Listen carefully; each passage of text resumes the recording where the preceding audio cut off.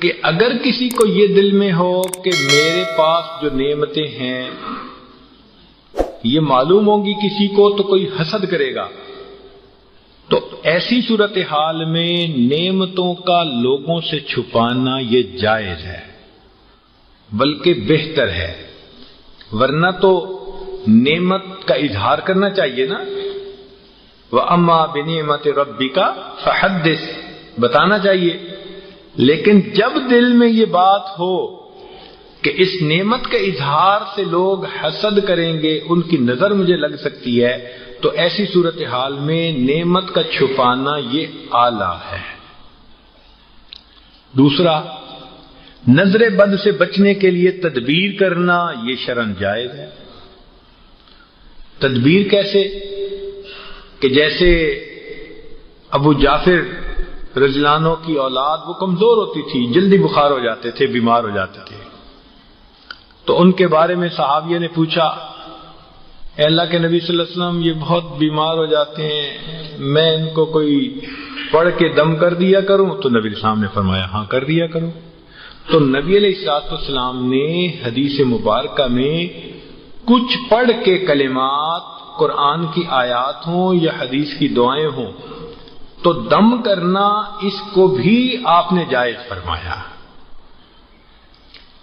ایک اور صورت ہے کہ اگر نظر لگے جس کی وہ قریب ہو تو اسے بتا دینا بھی بہتر ہے۔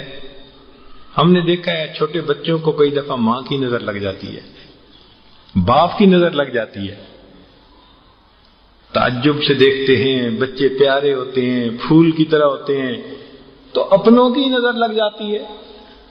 تو اس لیے اگر ایسی صورت ہو تو اس کو بتا دیا جائے کہ بھئی تم بہت خوشی کا اظہار کر رہی ہو، تمہیں بہت اچھا لگا، پیارا لگ رہا ہے، تو تم ماشاءاللہ کہہ دو۔ اس لیے اس کو عادت بنانی چاہیے۔ ایک مسئلہ اور کہ اگر بندے کو کسی کی کوئی چیز اچھی لگے، مثال کے طور پہ بچہ ہے وہ بہت پیارا لگا، تو اگر دیکھنے والے کو تعجب ہوا تو شریعت کہتی ہے کہ اس کی نظر لگنے کا چونکہ احتمال ہے، اب اس پر ماشاء اللہ کا پڑھنا واجب ہو گیا ہے، اور ہمیں عادت ہی نہیں ہے اس کی، ہم شاید اس سے بالکل ہی بے فکر ہیں۔ تو یہ الفاظ ہر وقت یاد ہونے چاہیے۔ کسی کا گھر دیکھ کے اچھا لگا، کسی کا لباس اچھا لگا، کسی کی شخصیت اچھی لگی، بچہ اچھا لگا، کوئی نعمت کسی کو ملی اچھی لگی، تو ماشاء اللہ اور بارک اللہ، یہ دو الفاظ کثرت کے ساتھ استعمال کرنے چاہیے۔ اور آخری چیز کہ جس طرح نظر لگ سکتی ہے، اب اس کو اللہ تعالیٰ اگر چاہیں تو وہ محفوظ بھی فرما سکتے ہیں بندے کو، تو نظر پر بھروسہ نہیں بلکہ اللہ کی ذات پر بھروسہ کرنا چاہیے اور مدد اس سے مانگنی چاہیے۔ ساری دنیا مل جائے نقصان دینے کے لیے، نقصان نہیں دے سکتی جب تک اللہ تعالیٰ نہ چاہے، اور ساری دنیا مل جائے نفع پہنچانے کے لیے اور اللہ تعالیٰ نہ چاہے تو دنیا نفع نہیں پہنچا سکتی۔ قلم بند ہو چکا اور تقدیر کا لکھا خشک ہو چکا، مقدر میں جو ہے وہ تو طے ہو چکا۔ تو اس لیے نظر ہے بھی برحق، بچنے کی کوششیں اعمال بھی کرنے چاہیے، مگر گھبرانا بھی نہیں چاہیے کہ نفع نقصان ہوتا اللہ کے ہاتھ میں ہے، نظر اللہ کی ذات پر رکھنی چاہیے۔ اب یہاں پر ایک چیز اور بھی ہے کہ آخر اس نظر لگنے کا کیا علاج؟ تو سیدنا عثمان غنی رضی اللہ عنہ تو بچوں کے بارے میں فرمایا کرتے تھے کہ جب بچوں کو نہلاؤ، کپڑے پہناؤ، تو ان کی تھوڑی کے اوپر ایک نقطہ لگا دیا کرو سرمے کا۔ تو تھوڑی کے اوپر ایک نقطہ لگا دو، تو یہ بھی سیدنا عثمان غنی رضی اللہ تعالیٰ عنہ کا یہ عمل ہے جو لکھا گیا۔ نبی علیہ الصلوۃ والسلام نے کچھ دعائیں بتائی ہیں جن کو انسان اگر پڑھ لے تو پھر اللہ رب العزت محفوظ فرماتے ہیں. ایک دعا ہے اعوذ بکلمات اللہ التامۃ من شر ما خلق، یہ دعا بھی یاد کر لینی چاہیے. ایک دعا اور ہے اعوذ بکلمات اللہ التامۃ من کل شیطان وحامۃ ومن کل عین لامۃ. دیکھا، نظر کا بھی تذکرہ آ گیا. تو اس سے معلوم ہوا کہ اس حدیث مبارکہ کی دعا کو پڑھیں گے تو اللہ رب العزت نظر بد سے محفوظ فرمائیں گے.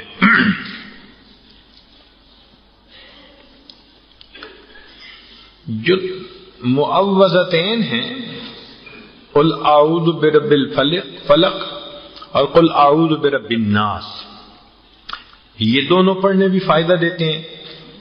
ہمارے حضرت رحمت اللہ علیہ حفاظت کا ایک حصار بتایا کرتے تھے جس کو روزانہ دن میں ایک مرتبہ اور رات میں ایک مرتبہ کر لینا چاہیے کہ اول آخر انسان درود شریف پڑھے، درمیان میں سورہ فاتحہ، آیت الکرسی اور آخری 4 کل، ان کو پڑھ کے تو اپنے گرد بچوں کے گرد حصار بنا دے. حضرت فرماتے تھے کہ موت کے سوا اس بندے کو کوئی مصیبت نہیں آ سکتی. بلکہ ایک دن تو حضرت نے مجھے یہ بات فرمائی کہ ہمارے بعض مشائخ نے اس حصار کو پڑھ کر مرنے والے جو فوت ہونے والے لوگ تھے ان پر حصار کیا، اللہ نے اس عمل سے ان کے قبر کے عذاب کو اس رات کے لیے معاف فرما دیا. تو اللہ کا کلام ہے، برکتیں ہیں اس کی. عورتیں اگر یہ حدیث مبارکہ اور کلام الہی کی بات کو یاد کر لیں تو پھر ان کو ضرورت ہی نہیں پڑے گی کسی کے پاس جانے کی. آج کل جو عاملین ہیں نا، عمل کرنے والے، عملیات کرنے والے، ان کا کاروبار بڑا نفع میں جا رہا ہے. وہ والی بات ہے کہ ایک فقیر دونوں ہاتھ میں کشکول لے کے جا رہا تھا مانگنے کے لیے.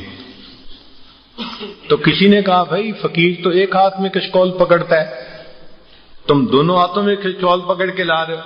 کہتے ہیں میں بھی ایک میں ہی پکڑا کرتا تھا، میری کمپنی کو بہت نفع ہوا، اب میں نے ایک برانچ اور کھول لی ہے.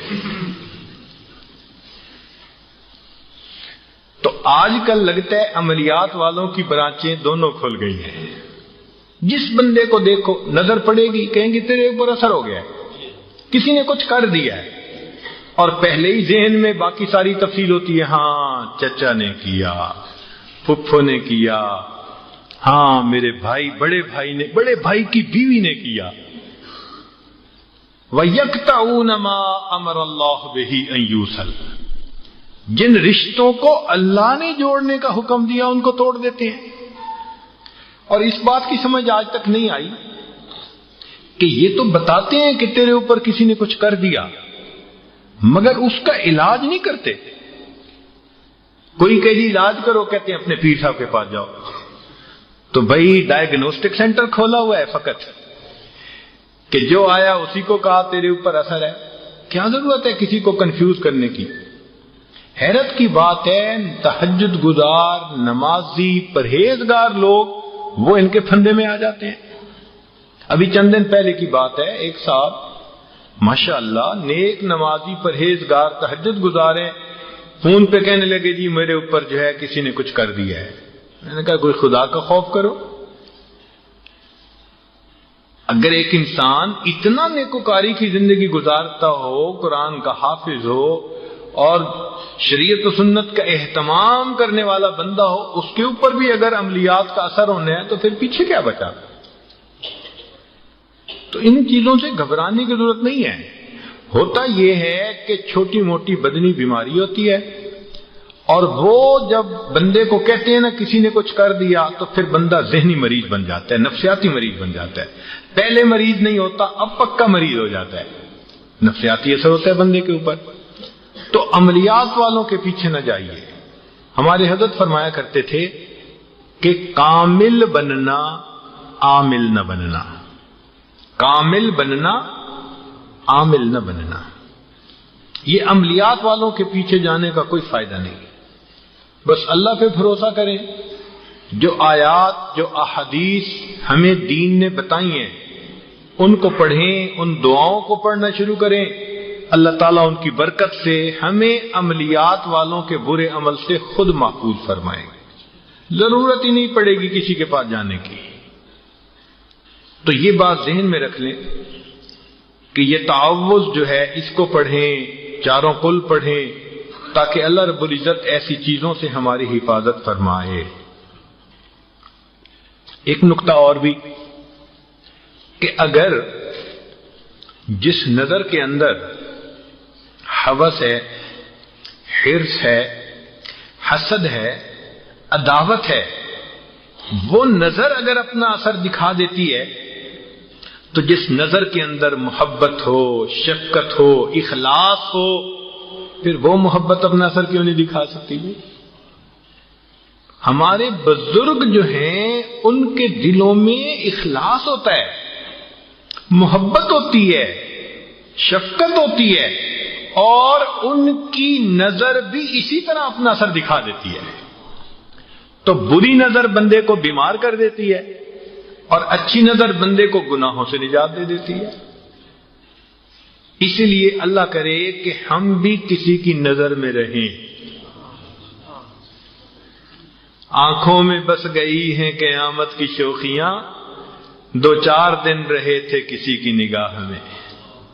کسی اللہ والے کی نظر میں رہنا یہی تو اس کا مسئلہ ہے۔ حدیث پاک میں ہے کہ اگر تقدیر کو کوئی چیز بدل سکتی ہے تو وہ نگاہ بدل سکتی ہے۔